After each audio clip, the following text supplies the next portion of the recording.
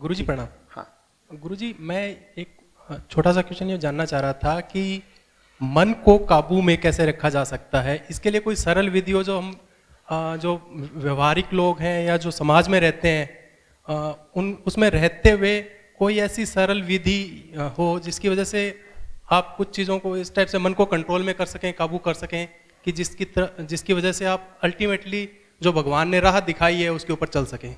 धन्यवाद, प्रणाम। बढ़िया। मन को काबू में कैसे रखें?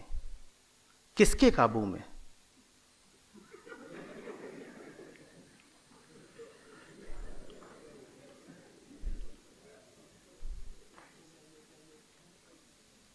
कौन है जो मन को काबू में रखना चाहता है? ये धुरंधर कौन है?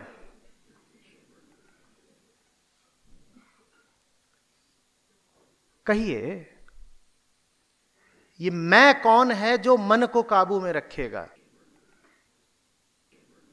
अब समझो गौर से, जिसे तुम काबू में रखना चाहते हो वो तुम्हारी छाया है। तुम जैसे हो वो वैसी है, तुम उसे काबू में कैसे कर लोगे?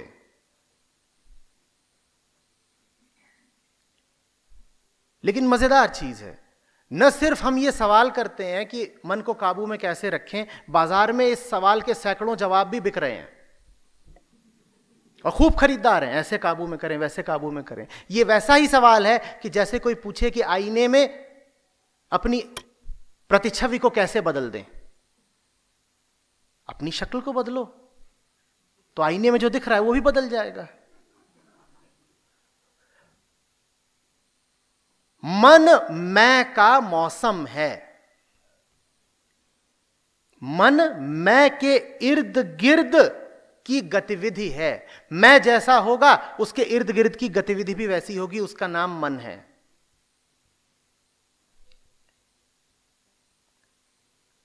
मन निर्धारित ही इस बात से होता है कि तुमने अपने आप को क्या समझ रखा है, क्या बना रखा है, मैंने किससे आसक्ति जोड़ रखी है।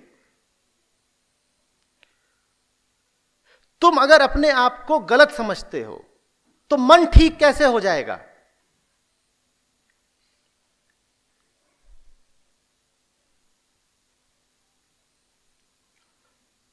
तुम अगर जाकर खड़े ही कीचड़ में हो गए हो तो आसपास खुशबू का माहौल कैसे रहेगा?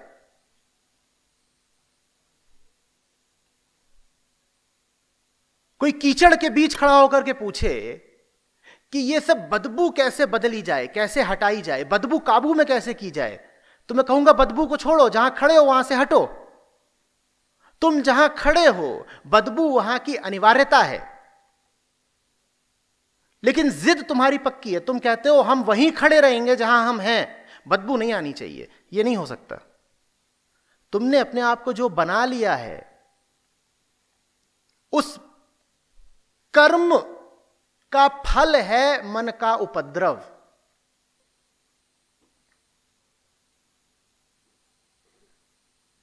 तुम बदल जाओ, मन बदल जाएगा। मन माने क्या? मन से तुम्हारा आशय होता है चेतना।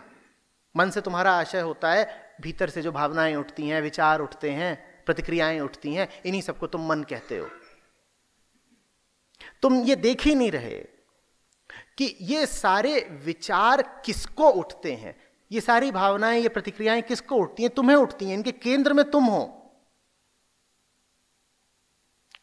समझो, तुमने अगर अपनी परिभाषा ही यही रखी है कि मैं वो हूं जो कमजोर है और जिसको सहारे की, सुरक्षा की जरूरत है, तो मन का माहौल हमेशा किसका रहेगा? मन का माहौल भय का रहेगा, डरा डरा रहेगा। अब तुम कहो कि मुझे डर को काबू करना है, जैसे तुमने पूछा ना मन को काबू में कैसे करें। अब मन में डर घूम रहा है और तुम कह रहे हो मुझे डर को काबू करना है।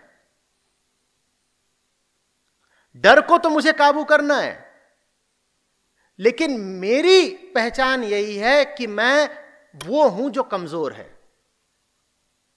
अब अगर तुम कमजोर ही हो तो डर को काबू में कैसे कर लोगे भाई?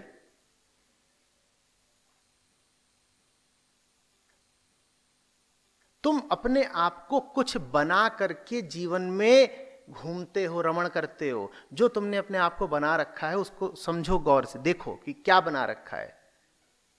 और जो कुछ तुमने अपने आप को बना रखा है वो तुम्हारे लिए परेशानी का ही कारण बनेगा। अध्यात्म है तुम्हें समझाने के लिए कि या तो अपने आप को पूरा कर दो या अपने आप को खत्म ही कर दो।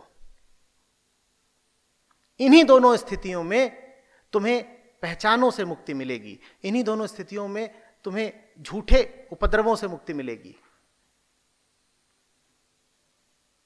क्यों अपने आप को आधा अधूरा समझते हो? और जो भी तुम कुछ समझते हो अपने आप को वो आधा अधूरा ही, आंशिक ही है, इधर से उधर से मिला है, पकड़ लिया है।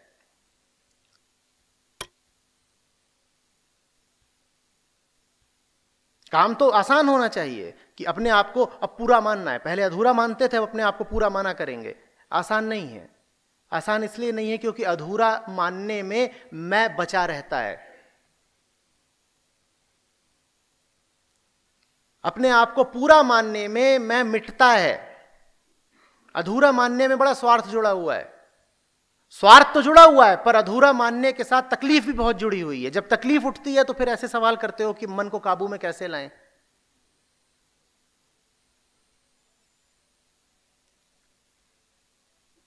अधूरे मैं को कहते हैं अहम, पूरे मैं को कहते हैं आत्मा। समझ रहे हो बात? जब तक कहते रहोगे कि मैं कौन हूं, मैं ये हूं, मैं ये हूं, मैं ये हूं, मैं ये हूं, मैं ये हूं, तो मन तुम्हारी इसी परिभाषा के अनुसार निर्धारित होता रहेगा। फिर शिकायत मत करना, बोए पेड़ बबूल आम कहां से खाए।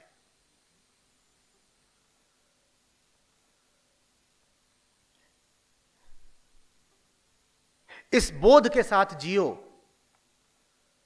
कि भीतर भीतर हम बिल्कुल पूरे हैं, हमें कोई जरूरत नहीं। जरूरतें जितनी हैं सब बाहरी हैं। जरूरतें पूरी हो जाए तो भी कोई बाहरी चीज पूरी हुई, जरूरतें पूरी नहीं भी हुई तो भी कोई बाहरी चीज अधूरी रही। भीतर भीतर हम लगातार पूरे हैं। जब पूर्णता में जियोगे तो मन एक सीमा से ज्यादा खराब नहीं होगा।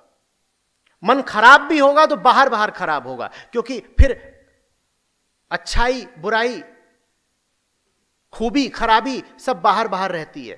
तो फिर मन खराब भी होगा तो बाहर बाहर होगा। कोई तुम्हें देखकर कहेगा कि आज तुम्हारा मन मूड कुछ अच्छा नहीं लग रहा, तुम कहोगे हां खराब है, थोड़ा बाहर बाहर खराब है, अंदर से तो मस्त है। जैसे कोई फल हो रसीला जिसके छिलके पर धूल पड़ गई हो, उस धूल का उसके रस पर कोई प्रभाव नहीं पड़ रहा, भीतर भीतर वो फल मस्त है। हां आंधी चली थी धूल पड़ गई है, आज आंधी चली थी धूल पड़ गई है, आज थोड़ा सा छिलका गंदा है, हम तो लेकिन रसीले ही हैं, हम पर कोई असर नहीं पड़ रहा। ऐसे जियो, फिर नहीं कहोगे कि मन को काबू में करना है।